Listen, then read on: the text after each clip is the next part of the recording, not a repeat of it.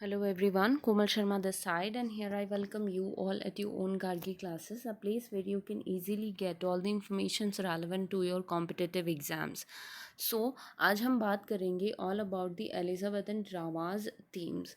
Elizabethan dramas की जो अपनी सीरीज़ चल रही है for your UPSC IAS mains English literature optional, तो उसमें आज हम बात करेंगे कि उन ड्रामाज में एग्जैक्टली क्या क्या थीम्स हुआ करती थी जिन पे जो ड्रामाज है वो ड्रामाटाइज्ड हुआ करते थे।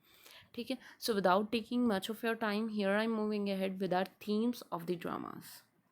सो सबसे पहली जो थीम थी that is anti semitism. Anti semitism का मतलब हो गया एंटी जूइस। जो जूस लोग हुआ करते थे ड्यूरिंग एलिजाबेथन पीरियड, तो उनके अगेंस्ट में एक हेट्रेड वाली फीलिंग्स हुआ करती थी into the hearts of the Christians. अब वो फीलिंग्स एग्जैक्टली हेट्रेड वाली हुआ क्यों करती थी, उनका प्रेजेंटेशन किस तरीके से हुआ करता था। जो रियल लाइफ सिचुएशन थी उस टाइम पे, जो एंटी जूइस जो सिचुएशन थी, रियलिस्टिक सिचुएशन, वो ही एज अ थीम ड्रामेटाइज्ड की जाती थी by the dramatist of that period. So आइए जानते हैं। So hatred of Jews prevailed in Elizabethan society and is reflected in plays of the period. जो हेट्रेड हुआ करता था अगेंस्ट द जूस कम्युनिटी उस टाइम के लोगों में, तो वो रिफ्लेक्ट हुआ करता था उन प्लेस में of the time during Elizabethan period. Elizabethan, अब उसके पीछे का रीज़न क्या हुआ करता था कि क्यों वो लोग हेट क्या करते थे to the Jews community. Elizabethan anti-Semitism was fueled in 1594 when Queen Elizabeth Jewish doctor was executed on charge of trying to poison her। हुआ क्या था कि एलिजाबेथ, जो क्वीन एलिजाबेथ थी उस ड्यूरेशन में, तो उनका जो पर्सनल डॉक्टर था, जूइश डॉक्टर था, वो जू था, तो उसने क्या किया था, ही tried to poison Queen Elizabeth, और जब वो पकड़ा गया तो उसका एग्जीक्यूट कर दिया गया। उसके इस एक्ट की वजह से जो भी बाकी कम्युनिटी थी, जूइश कम्युनिटी थी, उनके अगेंस्ट में एक एग्जैक्टली नफरत पैदा हो गई थी into the hearts of the Christians. Two examples of anti-Semitic plays are Christopher Marlowe's The Jew of Malta and William Shakespeare's The Merchant of Venice। William Shakespeare का मर्चेंट ऑफ वेनिस और Christopher Marlowe का zoo of माल्टा, इन दोनों pledge में आपको ये theme proper मिल जाएगी।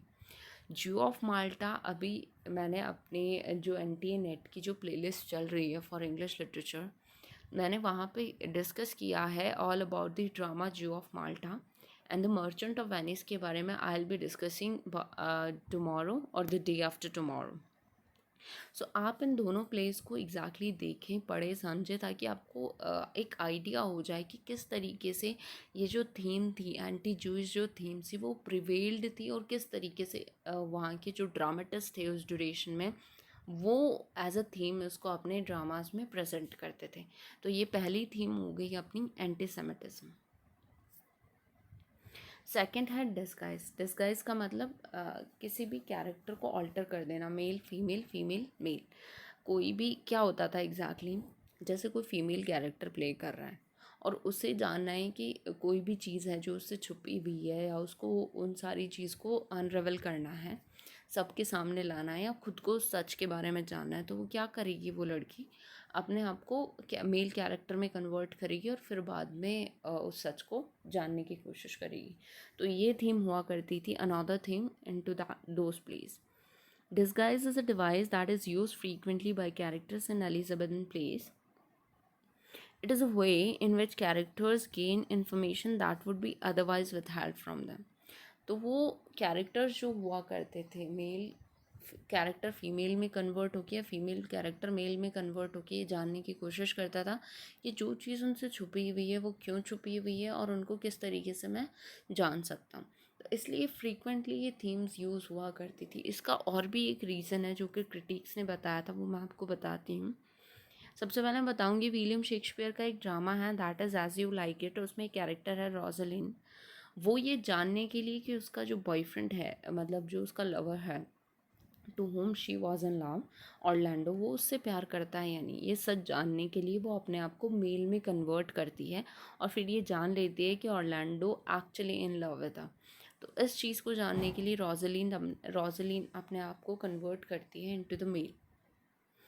कुछ characters का ये भी मानना है, कुछ क्रिटिक्स का सॉरी ये भी मानना है that disguising female characters in male gab allowed men and boys who were playing these roles to spend part of the plays in costumes that were more comfortable and familiar. उस time पे क्या हुआ करता था, female जो actors थी those were not allowed on the stage. Females को allowed नहीं किया जाता था। जो भी फीमेल कैरेक्टर्स थे वो प्ले किए जाते थे by the male actors only. तो मेल एक्टर जब फीमेल कैरेक्टर को प्रेजेंट करता है तो थोड़ा उनके लिए कहते हैं ना थोड़ा इरिटेटिंग हुआ करता था। तो उस वजह से क्या करते थे वो ड्रामेटिस्ट, उनको कंफर्ट जोन में लाने के लिए डिस्गाइज की एक थीम डाल दी जाती थी, ठीक है, जिससे कि वो अपने फैमिलियर कॉस्ट्यूम्स पहन के थोड़ा कंफर्ट हो सके ऑन दी स्टेज, ठीक है।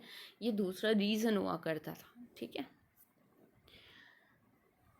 Another theme is humours. Humours की हम बात करें तो हमारे हर एक इंसान के शरीर में 4 ह्यूमर्स होते हैं, ठीक है।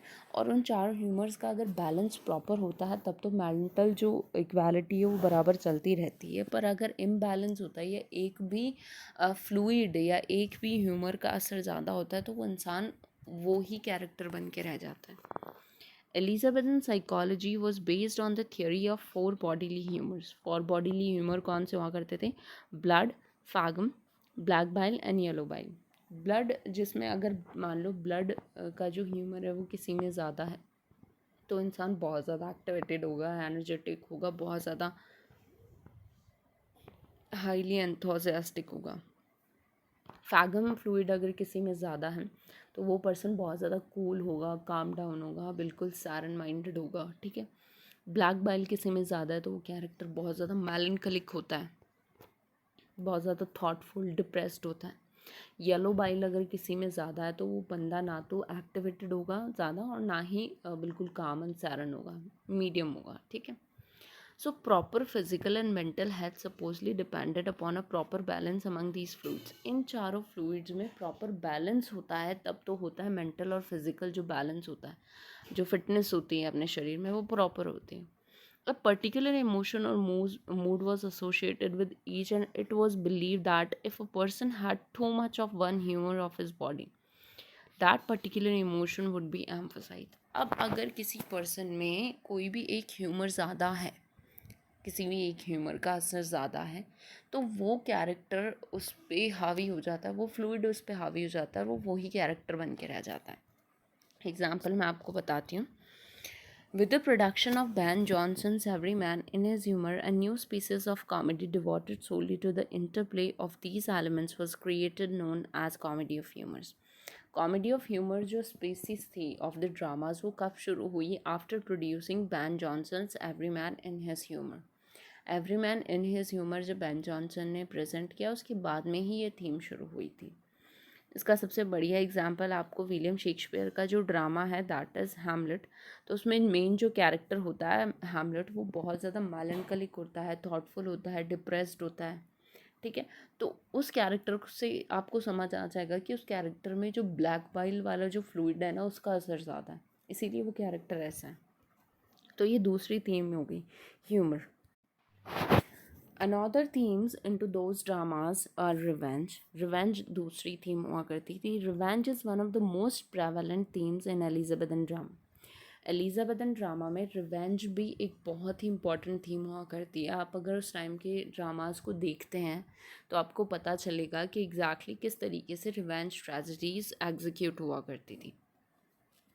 In the plays, it is often motivated by the visitation of a ghost who delivers the story of his murder to the character who now must become the avenger. अब क्या हुआ करता था, मेन जो कैरेक्टर हुआ करता था उसके सामने कोई भी घोस्ट जो कि उसका नोन है, क्लोज वन है, उसके सामने आता था, अपनी जो भी स्टोरी है, मर्डर स्टोरी है, उसको डिलीवर करता था और उसके बाद में that ghost calls for the revenge.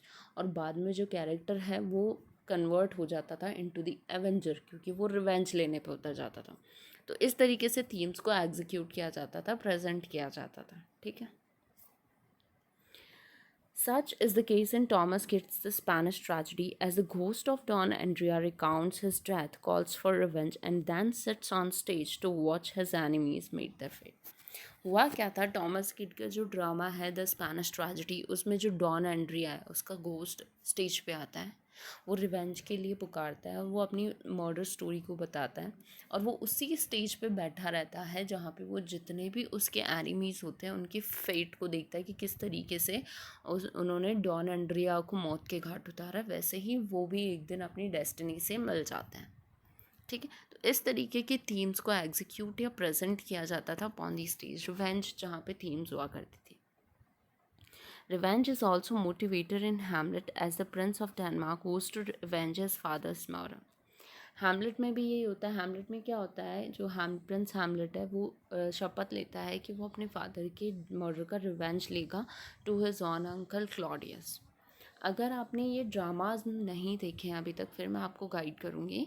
तो मेरी एंटी नेट इंग्लिश लिटरेचर की जो प्लेलिस्ट चल रही है वहाँ जाइए, British dramas of William Shakespeare या फिर क्रिस्टोफर मार्लोव, टॉमस किड, तो इनके ड्रामाज के बारे में मैंने डिस्कस किया है। आप वो ड्रामाज को देखेंगे, समझेंगे, तो आपको पता चलेगा कि एग्जैक्टली इन्हीं थीम्स पे वर्क हुआ करता था ड्यूरिंग दोज ड्रामाज। दूसरी जो थीम हुआ करती थी, that is the supernatural which is beyond nature. In Elizabethan times, people were superstitious. Elizabethan time में जो लोग हुआ करते थे वो सुपरस्टिशियस हुआ करते थे, ठीक है, अंधविश्वासी हुआ करते थे। And many people believed in the super natural, और बहुत सारे लोगों को सुपर नेचुरलिज्म में बिलीव होता था। क्यों? Queen Elizabeth had a personal astrologer whom she would consult regularly. Queen Elizabeth जो थी उनका खुद का भी एक पर्सनल एस्ट्रोलॉजर था जिससे वो कांस्टेंट बेसिस पे डिस्कस किया करती थी, ठीक है।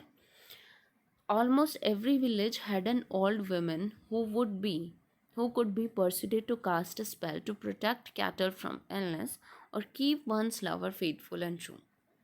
दूसरी अगर चीज़ करें, क्योंकि ड्रामाज जो हुआ करते थे वो जो ड्रामेटिस्ट हुआ करते थे वो अपनी थीम्स को जो बेसिक उनकी लाइफ रियलिटीज़ से ही एक्सट्रैक्ट किया करते थे।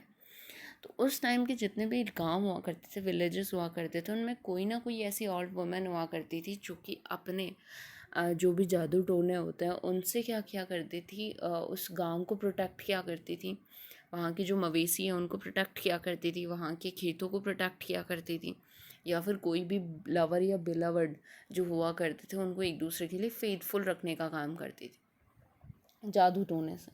तो इस तरीके से रियलिटी बेसिस ही वो थीम्स अपने ड्रामास में डालते थे। Supernatural elements are found in many Elizabethan plays. Fairy, ghost, witches often figure prominently in the actions. जो फेरीज, घोस्ट एंड विचेस हुआ करती थी वो एक्शंस में एग्जैक्टली प्रिवेल्ड हुआ करती थी। Ghosts are more important in revenge tragedies and are often used as a catalyst for the action. जैसे मैंने हैमलेट की बात बताई, स्पेनिश ट्रेजेडी की बात बताई, उसमें घोस्ट आते हैं, अपनी मर्डर स्टोरी बताते हैं और रिवेंज के लिए कॉल करते हैं। So several Elizabethan plays contain a ghost who recounts his own murder, thus beginning a cycle of revenge. Such is the case in Shakespeare's Hamlet and Keats's Spanish tragedy. तो इन dramas के through आपको पता चल जाएगा कि किस तरीके से घोस्ट, फेरीज और इनको रिप्रेजेंट किया जाता था इनटू द स्टोरीज़, और किस तरीके स्टोरीज़ कन्वर्ट होती थी, उनकी साइकिल मूव ऑन होती थी। So these were the themes during the time of queen Elizabeth.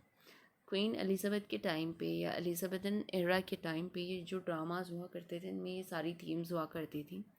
वो आपको कंटेंट पसंद आया हो तो वीडियो को लाइक करें, चैनल को सब्सक्राइब करें और बेल आइकन को प्रेस करें। Thank you so much for watching and attending lecture at Gargi classes.